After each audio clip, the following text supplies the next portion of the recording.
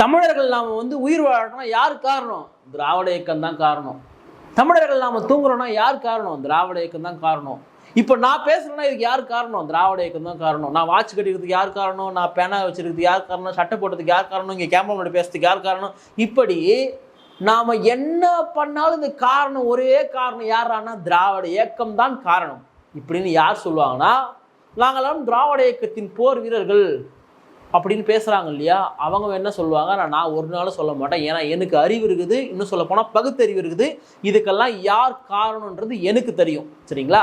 அப்போது குறிப்பாக இப்போ ஒருத்தர் திமுகவில் ரொம்ப மூத்தவர், இந்த பேசுகிற பேச்சு, இந்த பொய் பேசுறது, ரொம்ப அபத்தமாக பேசிட்டு மன்னிப்பு கேட்குறது, இதுக்கெல்லாம் பிரபலமானவர் ஒருத்தர் RS பாரதி. அவர் இப்போ ஒரு பேச்சு பேசியிருக்காரு. என்னென்னா, நம்மளாம் படிச்சிருக்கோம் இல்லையா, இந்த படித்ததுக்கு குறிப்பாக டாக்டர்லாம் படித்ததுக்கு BA படித்ததுக்கு என்னடா காரணம்னா திராவிட இயக்கம் போட்ட பிச்சை தான் பேசியிருக்காரு. நாய் கூட இப்போல்லாம் BA பட்ட படிக்குதுன்னு பேசியிருக்காரு. அந்த பேச்சு என்ன சொல்லிட்டு நீங்களே கொஞ்சம் பாருங்கள். வக்கீல்னா எழிலன் BE BL இதெல்லாம் எங்களுக்கு கூட பெருமையால் கோத்தர பெருமையால் வந்ததா? இந்த இயக்கம் போட்ட பிச்சை வெளிப்படையாகவே நான் சொல்கிறேன். இல்லையே ஒரே ஒரு BA தான் இருக்கும். இப்போ நாய் கூட BA வாங்குற பட்டம் ஆகி போச்சு நம்ம ஊரில்.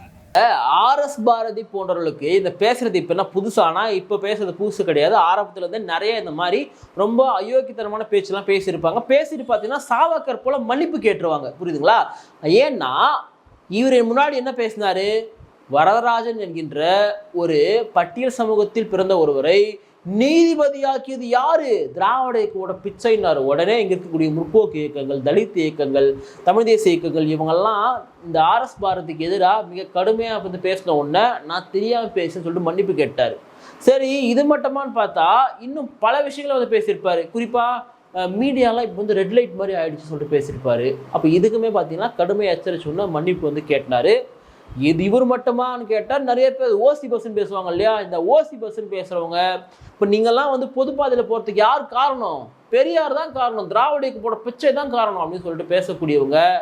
ஒரு காலத்தில் என்னது மோல் அடிச்சிட்டு இருந்தவங்களாம் இன்னைக்கு இசை மேதையாயிட்டா இசை ஞானம்னு சொல்லி பேசக்கூடியவங்க. இவங்களுக்கெல்லாம் என்ன சிந்தனைன்னா அயோக்கியத்தனமான ரொம்ப அபத்தமான சாதிய சிந்தனை. இந்த மாதிரி சிந்தனை உள்ளவங்கலாம் தங்களை திராவிட இயக்கத்தின் போர் வீரர்கள் சொல்லிட்டு அடையாளப்படுத்திப்பாங்க. RS பாரதி சொல்லியிருக்காரு, டாக்டர்லாம் ஆனதுக்கு காரணம் திராவிட இயக்கோட பிச்சை தாங்கன்னு சொல்லிட்டு. அந்த RS பாரதி நம்ம சொல்ல விரும்புறது என்னன்னா, மெட்ராஸ் மெடிக்கல் காலேஜ் 1835 கட்டப்படுது, ஸ்டான்லி மெடிக்கல் காலேஜ் 1938 கட்டப்படுது, CMC கிறிஸ்டியன் மெடிக்கல் காலேஜ் 1900 கட்டப்படுது. அப்போ இந்த காலேஜெல்லாம் கட்ட போடும் போது என்ன திராவிட இயக்கம் இருந்ததா, இல்லை பெரியார் இருந்தாரா, இல்லை கலைஞர் இருந்தாரா, இல்லை அண்ணா இருந்தாரா, யார் இருந்தாங்க? இப்போ இதையெல்லாம் கட்டியவர்கள் இங்கே ஆங்கிலேயர்கள், குறிப்பாக கிறிஸ்தவ மிஷினரிகள் நிறைய மருத்துவக் கல்லூரிகளை கட்டினாங்க. இருக்கக்கூடிய ஏழை எளிய மக்களுக்கு மருத்துவம் பார்க்கணும், இங்கே இருக்கக்கூடிய மருத்துவம் படிக்கின்ற ஒரு நல்ல எண்ணத்தோடு இந்த காலேஜெல்லாம் கட்டினாங்க. அப்போது மெட்ராஸ் மெடிக்கல் காலேஜ் 1835 கட்டப்பட்டதுன்னா அப்போவே பெரியார் நமக்காக போராட தொடங்கிட்டாரு. அப்போவே திராவிட இயக்கம் உருவாக்கிட்டாங்க. அப்போவே சுயமரியாதை பேச தொடங்கிட்டாங்க. நம்மளெல்லாம் படிக்க வச்சுட்டாங்க, நம்மளுக்கெல்லாம் காலேஜ் கட்டி கொடுத்துட்டாங்க. எவ்வளோ ஒரு அபத்தமான பேச்சு இது, பொய்யான பேச்சு இது. இன்னொன்று சொல்கிறாரு, BA நாயை கூட பட்டம் எடுத்துல, இப்போ BA பட்டம் எடுது இல்லையா?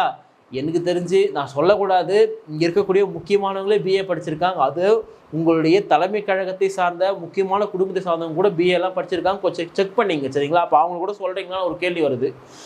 மெட்ராஸ் யூனிவர்சிட்டி 1857 கட்டப்படுது, presidency college 1840, Madurai American college 1881, Stella Maris 1947. அப்போது இந்த கல்லூரிகள்லாம் அப்போ இருக்கக்கூடிய அந்த கலை சார்ந்த படிப்புகளுக்கான கல்லூரிகள்லாம் இருந்தது. அப்போது இந்த காலேஜெல்லாம் கட்டப்படும் போது திராவிட இயக்கம் வந்துருச்சா? இப்போ இவங்க இத்தனை லட்சம் பேர் BA படிச்சிருப்பாங்க. தமிழ்நாட்டில் எனக்கு தெரிஞ்சு இன்றைக்கி குறைஞ்சது ஒரு 10 லட்சம் 13 லட்சத்துக்கு பேர் மேலே BA படிச்சிருப்பாங்க. அப்போது இவங்களுக்கெல்லாம் படிக்க வச்சது திராவிட இயக்கமா, இல்லை திராவிட இயக்கம் போட்ட பிச்சையான்ற ஒரு கேள்வி வருது. அதே சமயம் இதில் எனக்கு என்ன ஒரு வருத்தமான விஷயம் பாருங்கள், இவர் ஒரு அட்வொகேட் சொல்கிறார், நான் ஒரு வழக்கறிஞர், நான் படித்து திராவிட இயக்கம் போட்ட பிச்சைன்னு சொல்கிறாரு. எனக்கு சோகமான விஷயம் என்னென்னா, நான் ஒரு அட்வொகேட்டு, எனக்கு எந்த திராவிட இயக்கம் பிச்சைலாம் போடல. நான் படித்த கல்லூரி டாக்டர் அம்பேத்கர் அரசு சட்டக்கல்லூரி சென்னை. அப்போது இந்த காலேஜ் சென்னை லா காலேஜ் 1891 திறக்கப்படுகின்றது ஆங்கிலேயர்களா. அப்போது நான் படித்த காலேஜும் திராவிட இயக்கம் போட பிச்சை கிடையாது, என்னை படிக்க வச்சதும் திராவிட இயக்கம் கிடையாது. நான் இங்கே இருக்கக்கூடிய அரசு கல்லூரியில் படிக்கிறேன், அரசு உதவி பெறும் பள்ளியில் நான் படிக்கிறேன். இதையெல்லாம் படித்து முடிச்சுட்டு குறிப்பாக இடஒதுக்கீட்டின் மூலமாக இங்கே இருக்கக்கூடிய கல்லூரிகள் சேர்றதுக்கெல்லாம் வாய்ப்பு கிடைச்சிது. உடனே இடஒதுக்கீடு காரணமும் வந்து யாரான்னு சொல்லுவாங்கன்னா திராவிட இயக்கம்னு சொல்லுவாங்க. எவ்வளோ பச்சையான பொய்ங்க இது. இடஒதுக்கீடு குறிப்பாக வந்து புரட்சியாளர் அம்பேத்கர் மூலமாக இங்கே கொண்டு வரப்படுகின்றது. ஏன்னா அது அரசியல் சட்டத்திலும் அவர் தான் வந்து உறுதிப்படுத்துகிறார். அப்போ நாங்கள்லாம் நீங்கள்லாம் போராடினீங்க இல்லைன்னா யாரும் சொல்லலை, ஆனால் யாருக்கோசம் போராடினீங்கன்னு ஒன்று இருக்கு இல்லையா, அதை அம்பேத்கர் அரசியல் சட்டத்தில் வந்து உறுதிப்படுத்துகிறாரு. இன்னைக்கு இடஒதுக்கீடுன்றதே அடிப்படை உரிமையான்றதை வந்து பல பேர் டிஸ்கஷன் எடுத்துகிட்டு இருக்காங்க. சுப்ரீம் கோர்ட் சம்பந்தம் தீர்ப்புகள்லாம் வந்து கொடுத்துட்டு இருக்காங்கிறது அப்பாற்பட்ட விஷயம். ஆனால் என்னை படிக்க வைத்தது குறிப்பாக இங்கே இருக்கக்கூடிய இந்தியர்களுக்கெல்லாம் கல்வி என்பது ஒரு அடிப்படையான உரிமை என்று நமக்கெல்லாம் கொடுக்கப்பட்டிருக்கின்றது. அரசியலமைப்பு சட்டத்தில் நமக்கான உரிமையாக இருக்குதுன்னா இதற்கெல்லாம் ஆணிவேர் அச்சாரம் போட்டவர், அதற்கான உரிமையை பெற்றுக் கொடுத்தவர் புரட்சியாளர் அம்பேத்கர். அப்போது இந்தியாவில் இருக்கக்கூடிய எல்லாருமே கல்வி படித்ததுக்கு வந்து காரணம் வந்து டாக்டர் அம்பேத்கர் போட்ட பிச்சை தான் நான் சொன்னால் நீங்களுக்கும் ஒரு அது எப்படிங்க அம்பேத்கர் போட்ட பிச்சைன்னு சொல்லலாம், அப்போ நாங்கள்லாம் போராடலையான்னு கேட்டால் எல்லாருமே இங்கே இருக்கக்கூடிய கல்வி, மருத்துவம், வேலை வாய்ப்பு, இடஒதுக்கீடு இதற்கெல்லாம் வந்து போராடி இருக்காங்க. யாருமே போராடல சொல்ல. ஆனால் யார் ஒருத்தருமே வந்து நீங்கள்லாம் படித்ததுக்கான நாங்கள் போட்ட பிச்சை தான், எங்கள் இயக்கம் போட்ட பிச்சை தான், எங்கள் தலைவர் போட்ட பிச்சை தான் சொல்லிட்டு யாருமே கிளைம் பண்ணல, எக்ஸப்டட் திராவிட இயக்கத்தை சார்ந்த போர் வீரர்களை தவிர.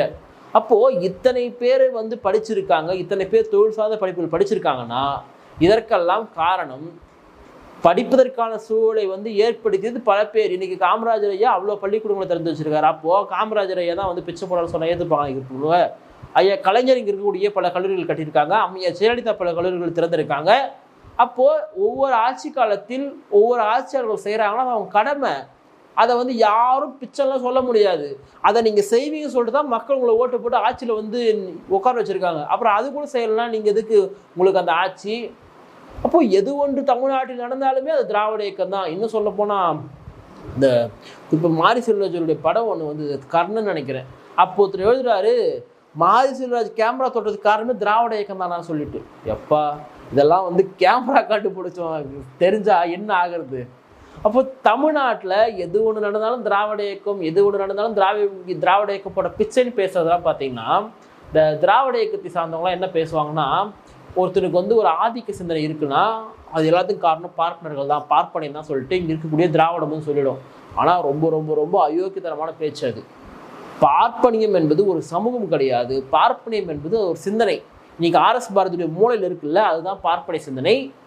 இந்த ஓசி பஸ்ன்னு சொல்கிறதும், பொதுப்பாதையில் போகிறதுக்கு நாங்களாம் பட்ட பிச்சைன்னு சொல்கிறதும், பொதுக்கூட்டத்தில் டப்புன்னு தலைமையில் அடிக்கிறதும், இந்த மாதிரி விஷயங்கள் செருப்பில் வந்து ஒரு பையனை கழுட்டு வைக்கிறதும், இதெல்லாம் தான் பார்ப்பனை சிந்தனை. இதுதான் வந்து அயோக்கியத்தனமான செயல்பாடுகள், இதுதான் அபத்தமான செயல்பாடுகள்.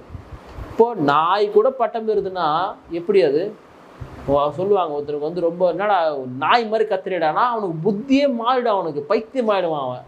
இப்போ அந்த மாதிரி தான் வந்து இவர் வந்து நாய் கூட பட்டம் பெறுதுன்னு சொல்லிட்டு இருக்கார். வயசாயிடுச்சு வேற. வயசானா கூட பாருங்கள் அந்த ஆதிக்க சிந்தனையும் அந்த அபத்தமான மூளையும் பார்த்தீங்கன்னா இன்னும் அடங்காமே இருக்குது. அவருக்கு அப்படியே பேசிட்டே இருக்காரு. இது மன்னிப்பு கேட்பான்னு நினைக்கிறேன். நான் மன்னிப்பா இல்லை வருந்துகிறேன் எதனா ஒன்று சொல்லுவார். இப்போ இந்த மாதிரி ஆட்கள்லாம் வந்து திமுகவுடைய முன்னோடிகள், திமுகவை சார்ந்த முக்கியமான ஆளுமைகள்லாம் பேசுகிறது பிச்சை, ஓசி இப்படியெல்லாம் பேசுகிறது. தமிழ்நாட்டில் எது நடந்தாலுமே தமிழர்களுக்கு அது திராவிட இயக்கம் தான் பேசுறதுன்னா காலங்காலமாக ஒரு பொய்களை, அயோக்கியத்தனமான பேச்சுகளை நம் தமிழர்களிடையே தொடர்ந்து விதித்து கொண்டே இருக்கிறாங்க. இது போன்ற நபர்களை குறிப்பாக முதல்வர் அவர்களும் திமுகவும் அவங்க பேசுகிறத கொஞ்சம் நிறுத்தி வைக்கணும் நீங்கள். ஏன்னா இதே மாதிரி பேசிட்டு இருந்தாங்கன்னா தேவையில்லாத பிரச்சனைகளுக்கும் தேவையில்லாத ஆர்ப்பாட்டங்களுக்கும் தான் வழிவகுக்கலாங்க தவிர ஒரு ஆரோக்கியமான விவாதத்தை ஒரு நாள் இது போன்ற நபர்கள் தொடர்வதே கிடையாது. நாம் படிக்கிறோன்னா அது நமக்கு ஒரு காலத்தில் மறுக்கப்பட்டிருந்தது, நம்ம இல்லைன்னு சொல்லலை. அதை பல தலைவர்கள் வந்து போராடி நமக்காக வந்து அதற்கான வழிவகைகளை வந்து செய்து கொடுத்து நம்முடைய கல்வி, வேலை வாய்ப்பு, நமக்கான உரிமை இது எல்லாமே இன்றைக்கி அரசியல் சட்டத்தில் நமக்கான உரிமையாக சேர்க்கப்பட்டுள்ளது. அதை எந்த கொம்பனாலும் தடுக்க முடியாது, எவனும் பிச்சையும் போட முடியாது. ஏன்னா அது புரட்சியாளர் அம்பேத்கர் அதற்கான அடிப்படை உரிமையாக நமக்கான எல்லாவற்றையுமே அவர் சேர்த்து விட்டார். அப்போ இதுக்கெல்லாம் காரணம் அம்பேத்கர் தான் சொன்னால் உண்மையாக எனக்கு தெரிஞ்சு இந்தியாவில் இருக்கக்கூடிய ஒவ்வொரு மனுஷனும் சுதந்திர காசை சுவாசிக்கிறான்னா அதற்கு முக்கியமானவர் அம்பேத்கர் தான். நான் வந்து அவர் போட பிச்சைலாம் சொல்ல மாட்டேன். அம்பேத்கர் மூலமாக இங்கே கொடுக்கப்பட்டிருக்கின்றது. தமிழ்நாட்டில் பல தலைவர்கள் நமக்காக உழைத்திருக்கிறாங்க. இங்கே அம்பேத்கருக்கு முன்பாகவே ரெட்டைமலை சீனிவாசன் கோட் சுட்டு போட்டவர் வழக்கறிஞர். அப்போ ரெட்டைமலை சீனிவாசன் அவர்களை படித்து வச்சது யார்? பெரியாரா? இல்லை அயோத்தியாச பண்டிதருக்கு வந்து எழுத சொன்னது யார்? இங்கே இருக்க திராவிட இயக்கமா? இப்போ பல தலைவர்கள் தமிழ்நாட்டில் இருந்திருக்காங்க. அம்பேத்கருக்கு முன்பாகவே இவங்கெல்லாம் கல்விமான்களாக இருந்திருக்காங்க. அப்படி இருக்கும் பொழுது தமிழர்களுக்கு ஒரு நாளும் இங்கே இருக்கக்கூடிய திராவிட இயக்க பிச்சையும் போடல, எங்களை யாரும் பொதுப்பணியில் கூட்டு போய் கைப்பிடிச்சு நடக்க வைக்கவும் இல்லை, எங்களுக்கு யாரும் சட்டை போடவும் இல்லை. பல பேர் எங்களுக்காக போராடினார்கள். தமிழர்கள் எங்களுக்கென்று அறிவு இருக்கின்றது, பகுத்தறிவு இருக்கின்றது. நீங்கள் சொல்லக்கூடிய இந்த மாதிரி போலியான பொய்யான அபத்தமான பேச்சுகளை, அயோக்கியத்தனமான பேச்சுகளை நாங்கள் ஒரு நாள் நம்புவது இல்லை.